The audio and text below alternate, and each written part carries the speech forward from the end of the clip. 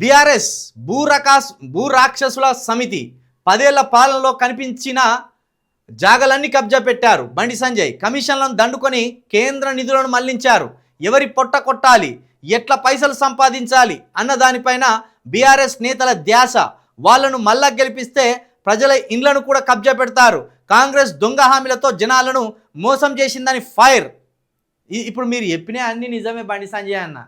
కాకపోతే మీరత్తే ఇంటింటికి లొల్లి పెట్టేటట్టున్నారు కదా, వాళ్ళేమో ఇండ్లు కబ్జా పెట్టేటట్టున్నారు.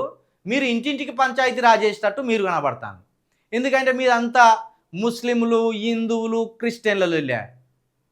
క్రిస్టియన్లు కనబడ్డ దాడులు చేయమంటారా, ముస్లింలు కనబడ్డ దాడులు చేయమంటారా?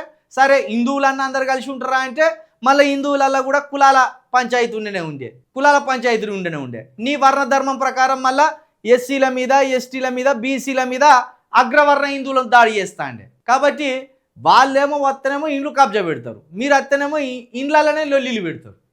ప్రతి ఇంటికో లొల్లి రాజేసే ప్రయత్నం మీరు చేస్తారు. కాబట్టి ఇప్పుడు ఏమంటాడు, బీఆర్ఎస్ అంటే భూరాక్షసుల సమితి అట. భూములు ఎక్కడ పడితే అక్కడ కబ్జా చేస్తారట.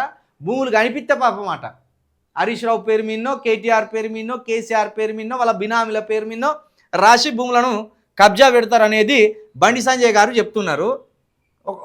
ఒక మాట వినబడ్డది, అది ఎంతవరకు నిజమో కాదో కానీ బీఆర్ఎస్ హయాంలోనట రోజు 1-2 లారీల డబ్బులు పోయేదట. మరి ఎటు పోయేదో తెలియదు. ఒక రోజు 2 లారీల డబ్బులు ఆట. అవి ఏడికి పట్టుకపోతానో మరి ఎవరి ఇంట్లో పోసినో తెలియదు కానీ అవి అట్లా పోయేదట డబ్బులు. బీఆర్ఎస్ హయాంలో మామూలుగా జరగలే, అక్కడ కూడా భయంకరమైన అక్రమాలు జరిగినాయి. ఏదో కేసీఆర్ పేరుతోటి బయటపడ్డారు కానీ మామూలు అక్రమాలు జరగలే.